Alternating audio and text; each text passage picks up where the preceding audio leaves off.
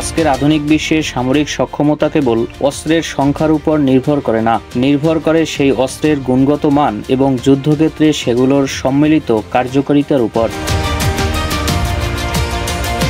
শত্রুপক্ষের আকাশসীমা ভেদ করা, গভীর সমুদ্রে লুকিয়ে থাকা, শব্দের চেয়েও দ্রুতগতিতে আঘাত হানা, এই সবই এখন আমেরিকান সামরিক প্রযুক্তির জন্য একটি সাধারণ বাস্তবতা।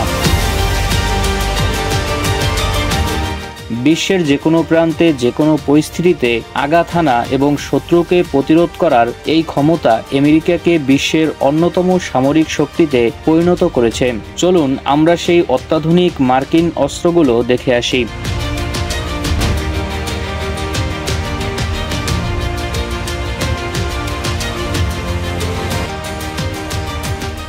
আমেরিকান বিমান শক্তির অন্যতম হাতিয়ার B-21 রেইডার।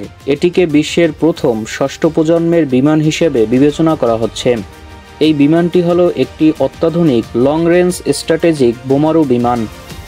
এটি প্রচলিত ও পারমাণবিক উভয় ধরনের অস্ত্র বহন করতে সক্ষম। এটিকে ভবিষ্যতে পাইলটবিহীনভাবেও ওড়ানোর জন্য তৈরি করা হচ্ছে। B-21 এর সবচেয়ে গুরুত্বপূর্ণ দিক হলো এটি কেবল রাডার এড়িয়ে যায় না, তাপ, শব্দ ও ইলেকট্রনিক সংকেত প্রতিটি দিক থেকেই এর শনাক্ত হওয়ার সম্ভাবনা অত্যন্ত কম থাকে। এর ডিজাইন এমনভাবে করা হয়েছে উড়ন্ত অবস্থায় এটি চারপাশের বাতাসের তাপমাত্রার সাথে মিশে যেতে পারে।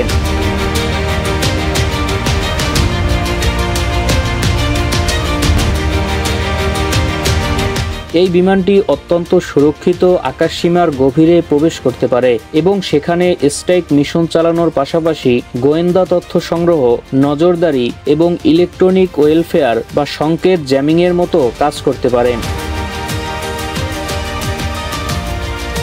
সমুদ্রের গভীরে আমেরিকার ক্ষমতাকে নতুন উচ্চতায় নিয়ে গেছে ভার্জিনিয়া ক্লাস অ্যাটাক সাবমেরিনের ব্লক 5 সংরক্ষণ। এটি শুধু একটি সাবমেরিন নয়, এটি গভীর সমুদ্রের এক নীরব শিকারী। এটি মার্কিন নৌবাহিনীর একটি nuclear powered attack submarine. Block 5 এর মূল উদ্দেশ্য হল এতে যুক্ত হওয়া ভার্জিনিয়া পেলোড মডিউল বা VPM। VPM হল সাবমেরিনটির মাঝের অংশে যুক্ত হওয়া 83 ফুট লম্বা একটি অতিরিক্ত অংশ, যা 4টি নতুন বড় ব্যাসের ক্ষেপণাস্ত্র উৎক্ষেপক টিউব যোগ করে।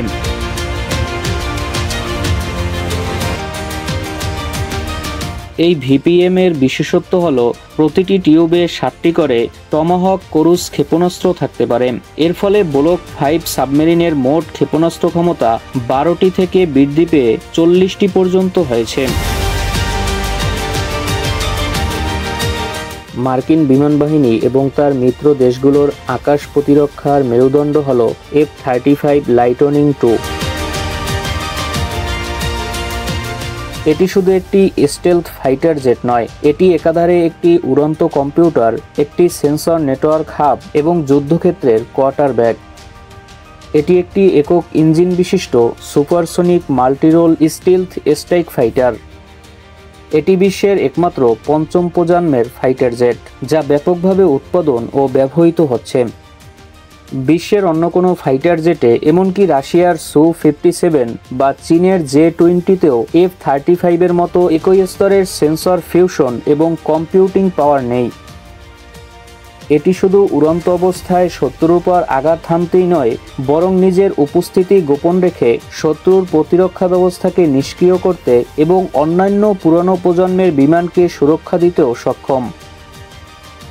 এর পাইলটরা এমন এক হেলমেট মাউন্টেন ডিসপ্লে সিস্টেম ব্যবহার করেন যা তাদের বিমানের মেঝে বা কাঠামো ভেদ করেও বাইরে দেখতে সাহায্য করে।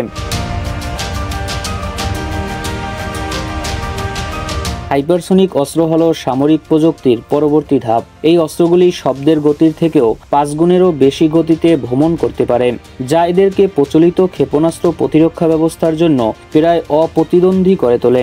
যদিও রাশিয়া ও চীনের মতো দেশগুলো হাইপারসনিক প্রযুক্তি নিয়ে অগ্রসর হচ্ছে, কিন্তু তাদের হাইপারসনিকের থেকেও উন্নত মার্কিন যুক্তরাষ্ট্রের লং রেঞ্জ হাইপারসনিক ওয়েপেন, যার ডাকনাম ডার্ক ঈগল। এটি মার্কিন সেনাবাহিনীর একটি কৌশলগত হাইপারসনিক ক্ষেপণাস্ত্র ব্যবস্থা। ডার্ক ঈগল প্রতি ঘন্টায় 3800 মাইলেরও বেশি গতিতে উড়তে সক্ষম। এর মূল বৈশিষ্ট্য হলো এর গতি এবং গ্লাইড পর্যায়ে চলার সময় দিক পরিবর্তন করার ক্ষমতা।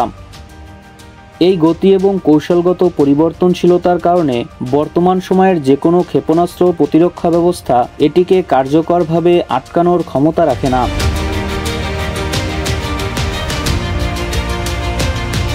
B-21 এর অদৃশ্য আকাশপথ থেকে ভার্জিনিয়া সাবমেরিনের গভীর সমুদ্রের নীরব ক্ষমতা, F-35 এর নেটওয়ার্কিংয়ের শ্রেষ্ঠত্ব থেকে শুরু করে এই আধুনিক প্রযুক্তিগুলো দেখায় যে সামরিক প্রযুক্তির ক্ষেত্রে মার্কিন যুক্তরাষ্ট্রের বৈশ্বিক আধিপত্য কতটা বেশি। এই অস্ত্রগুলো কেবল তাদের নিজস্ব ভূমিকাতেই শ্রেষ্ঠ নয়, বরং তারা একে অপরের সাথে তথ্য ভাগ করে পুরো সামরিক কাঠামোকে একটি সংযুক্ত এবং শক্তিশালী নেটওয়ার্কে পরিণত করেছে।